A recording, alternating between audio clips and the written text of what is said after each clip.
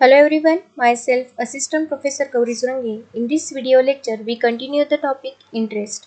In the previous video lecture, we see the formula or how to calculate the compound interest using amount. First find out the amount and then calculate compound interest is equal to a minus b.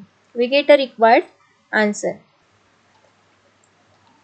Now see more examples. Write down the next example or see the example. What sum will amount to rupees 4,000 in 300 years, 3 years at 6% per annum compound interest. Okay, here amount is given, that is A is given rupees 4,000.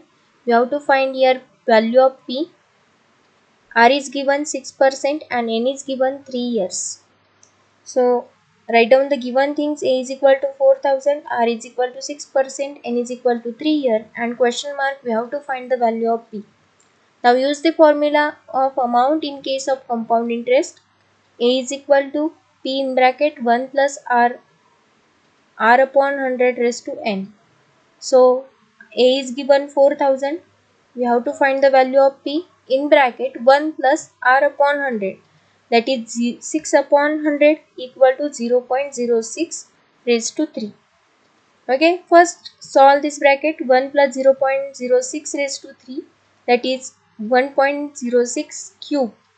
So 4,000 is equal to P into 1.06 cube.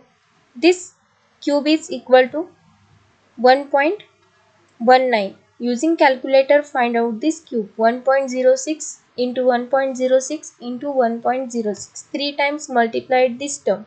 You get a cube.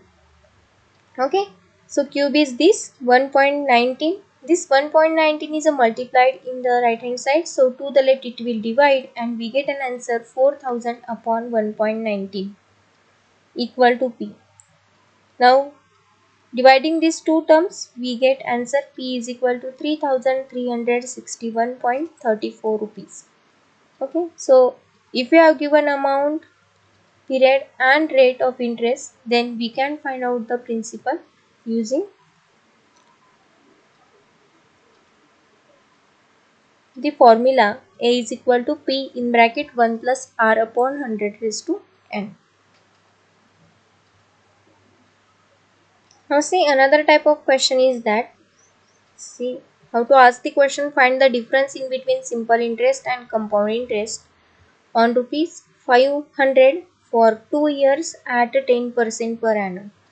Remember one thing, for a first year simple interest and compound interest, both the values are equal always, every time. For first year, some simple interest is equal to compound interest. So here we ask the question, find the difference between simple interest and compound interest on rupees 500 for 2 years. So we have to calculate these things. So P is equal to 500 is given, R is equal to 10% is given, N is equal to 2 years is given. And we have to ask the question, find out the CI minus SI. Okay, CI, that is compound interest, is always greater than simple interest. So CI minus SI equal to question mark. Now find out the simple interest easily. You can calculate this using the formula P into R into N upon 100. So P is a 500 rupees, R is equal to 10 and N is equal to 2 divided by 100. Simplify this, you get an answer 100 rupees. So simple interest is equal to 100 rupees. Now calculate the compound interest. So to calculate the compound interest, we have to first find out the amount. So amount is equal to 500 plus 1 plus R upon 100, that is 10 upon 100 is 0.1 square, which is equal to 500 into 1.1 square, which is equal to 500 into 1.21. 1.1 square of 1.1 is a 1.21. Multiply these two terms. Here we get answer 605 rupees. So amount is 605 rupees. Therefore compound interest. So compound interest is A minus P. A is a 605. P is a 500. So we get an answer here. Compound interest is a 105 rupees. Okay. So observe here, compound interest is 100 rupees and sorry, simple interest is 100 rupees and compound interest is a 105 rupees. Therefore, difference in between these two terms is a 5 rupees. Okay, this 5 rupees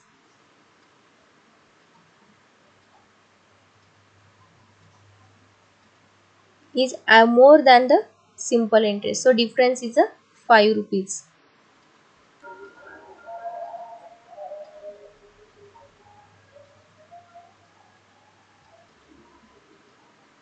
See why here 5 rupees is extra?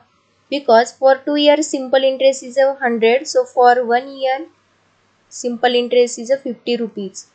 So for first year both the entries are 50-50, but in the second year simple interest is a 50, but in case of compound interest amount is 50 as well as percentage on a interest, that is here we add the according to rate 10% of 50 is add here.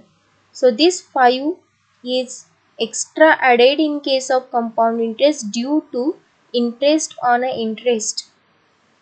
So rate is a 10%. So 10% of 50 is a 5. So this total compound interest is a 105 and simple interest is a 100. And so difference is a 5 rupees. Now see the more new point in case compound interest when period is different from year. Okay, we see both the formulas when period is an in year, but see the another method compound interest when period is a different from year. Okay, so in that case period may be in a month, in a quarter and in the half year. So if period is a different from year, then rate of interest is also changed according to period.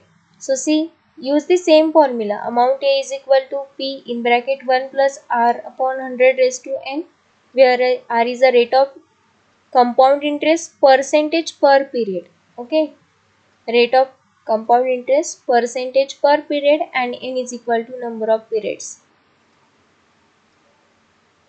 So remember this formula, and formula is same, only terms are different. R is a compound interest, sorry, rate of compound interest percentage per period and N is number of periods. See the example. Find compound interest on rupees 1000 at 10% per annum for 3 years when interest is compounded half yearly. See the new word is a compounded half yearly. So P is given 1000 rupees. R is a rate of compound interest percentage per period. So here total per annum percentage rate is a 10%. So there are 2 periods in a 1 year.